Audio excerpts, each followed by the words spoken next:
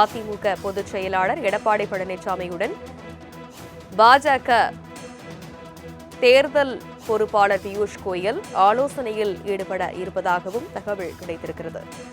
2026 சட்டமன்ற தேர்தல் சூடுபிடித்திருக்கக்கூடிய நிலையில் தற்பொழுது தமிழக பாஜக தலைமை அலுவலகத்திற்கு தேர்தல் பொறுப்பாளர் பியூஷ் கோயல் வருகை புரிந்திருக்கிறார்.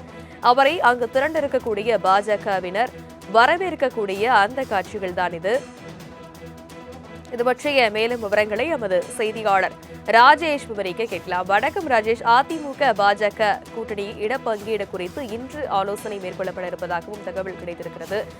கூடுதலாக இடம் கேட்கப்படுமா பாஜக தரப்பிலிருந்து? விவரம் என்ன? தேர்தலை விட இந்த தேர்தலை பொறுத்த வரைக்குமே 5 முதல் 10 தொகுதி அவர்களுக்கு கூடுதலாக அதிமுக தரப்பிலிருந்து அளிக்கப்படுவதற்கான அந்த வாய்ப்பு என்பது இருக்கிறது. கடந்த 2021 சட்டமன்ற தேர்தலின் போது அவர்களுக்கு 20 தொகுதிகள் அளிக்கப்பட்டது. அதில் 4 தொகுதிகளில் மட்டும் அவர்கள் போராடி வெற்றி பெற்றிருந்தார்கள். அதே போல இந்த முறையும் அவர்களுக்கு அந்த 25 முதல் 30 தொகுதிகளுக்கான அந்த பேச்சுவார்த்தை என்பது நடைபெறுகிறது. ஆனால் பாஜகவை பொறுத்த வரைக்கும் அவர்கள் அதிகப்படியாக 40 தொகுதிகள் கேட்பதாக தகவல் வெளியாகி இருக்கிறது. அதே நேரத்தில் அதிமுகவிலிருந்து 25 30 தொகுதிக்குள்ளாக ஒதுக்கப்படும் என்றும் அவர்களுக்கு தகவல் தெரிவிக்கப்பட்டிருக்கிறது.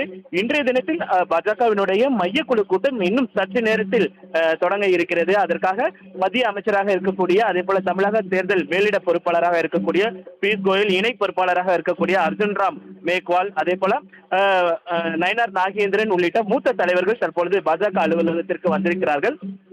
அவர்கள் தலைமையில் தற்பொழுது மையக்குழு கூட்டம் என்பது கூட இருக்கிறது. அந்த கூட்டத்தில் என்னென்ன தொகுதிகள், தேர்தல் வியூகங்கள், எப்படியெல்லாம் இந்த தேர்தலில் நாம் வெற்றி பெற போகிறோம், என்ன வியூகம் அமைக்கப்பட்டிருக்கிறது, நமக்கான வெற்றி வாய்ப்பு எப்படி இருக்கிறது என்பதையெல்லாம் குறித்து அவர்கள் ஆலோசனை செய்வார்கள் என்று எதிர்பார்க்கப்படுகிறது. இந்த ஆலோசனை கூட்டத்தை முடித்த பிறகாக அவர் பியூஷ் கோயல் அவர்கள் தனியார் விடுதியில் அதிமுகவினுடைய பொதுச் செயலாளர் எடப்பாடி பழனிசாமியை சந்தித்து பேசுவார் என்று தெரிகிறது. அப்பொழுது இந்த தொகுதி பங்கீடு உள்ளிட்டவைகள் குறித்தும் அதில் அவர்கள் விவாதிப்பார்கள் என்றும் எதிர்பார்க்கப்படுகிறது. அதே போல தேசிய ஜனநாயக கூட்டணியில் மேலும் கட்சிகளை கொண்டு வருவதற்கான பேச்சுவார்த்தை உள்ளிட்டவைகள் நடத்துவதற்கான யாரிடம் பேசலாம், இதுவரைக்கும் அந்த பேச்சுவார்த்தையினுடைய நிலைமை எப்படி இருக்கிறது என்றால் தேமுதிகவை பொறுத்த வரைக்குமே அவர்கள் ஜனவரி 9ஆம் தேதி நாங்கள் கூறுகிறோம், எங்களுடைய மாநாட்டில் நாங்கள் தெரிவிப்போம் என்று தெரிவித்திருக்கிறார்கள்.